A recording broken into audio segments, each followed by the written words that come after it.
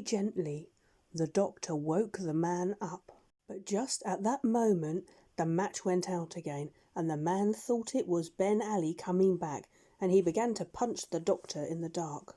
But when John Dolittle told him who he was, and that he had his little nephew safe on his ship, the man was tremendously glad, and said he was sorry that he fought with the doctor. He had not hurt him much though, because it was too dark to punch properly. Then he gave the doctor a pinch of snuff, and the man told how the Barbary dragon had put him onto this rock and left him there, when he wouldn't promise to become a pirate, and how he used to sleep down in this hole because there was no house on the rock to keep him warm.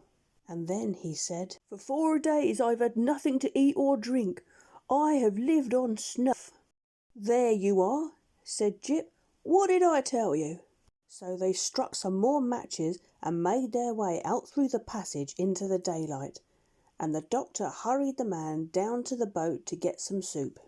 When the animals and the little boy saw the doctor and Jip coming back to the ship with the red-headed man, they began to cheer and yell and dance about the boat, and the swallows up above started whistling at the top of their voices, thousands and millions of them, to show that they too were glad that the boy's brave uncle had been found.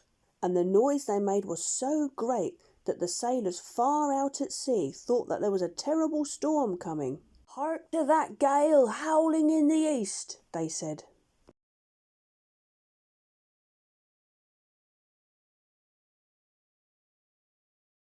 Though he tried hard not to quack quack. "Jip, I had no idea you were so clever." He tossed his head and answered, "Oh, that's nothing special, but it takes a dog to find a man, you know. Birds are no good for a game like that."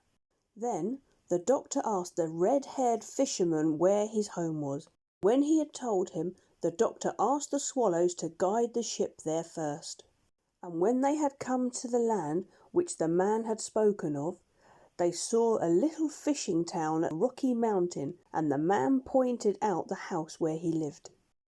And while they were letting down the anchor, the little boy's mother, who was the man's sister, came running down to the shore to meet them, laughing and crying at the same time. She'd been sitting on a hill for 20 days, watching the sea and waiting for them to return. She kissed the doctor many times, so that he giggled and blushed like a schoolgirl, and she tried to kiss Jip too, but he ran away and hid inside the ship. "It's a silly business, this kissing," he said. "I don't hold by it. Let her go kiss Gub Gub if she must kiss something." The fisherman and his sister didn't want the doctor to go away again in a hurry. They begged him to spend a few days with them, so John Dolittle and his animals had to stay at their house a whole Saturday and Sunday and half of Monday. And all the little boys of the fishing village went down to the beach and pointed at the great ship anchored there, and said to one another in whispers, "Look, that was a pirate ship, Ben Ali's, the most terrible pirate that ever sailed the 7 seas. That old gentleman with that high hat who's staying with Mrs. Trevelyan, he took the ship away from the Barbary dragon and made him into a farmer. Who'd have thought it of him? Him so gentle-like and all. Look at the great red sails. Ain't she a wicked-looking ship? And fast!" All those 2 days and a half that the doctor stayed at the little fishing town, the people kept asking him out to teas and luncheons and dinners and parties.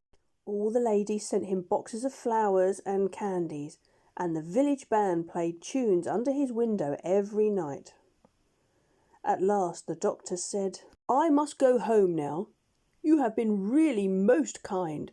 I shall always remember it. But I must go home, for I have a few things to do." Then, just as the doctor was about to leave, the mayor of the town came down the street, and a lot of other people in grand clothes with him. And the mayor stopped before the house where the doctor was living, and everybody in the village gathered round to see what was going to happen. After 6 page boys had blown on shining trumpets to make the people stop talking, the doctor came out onto the steps and the mayor spoke.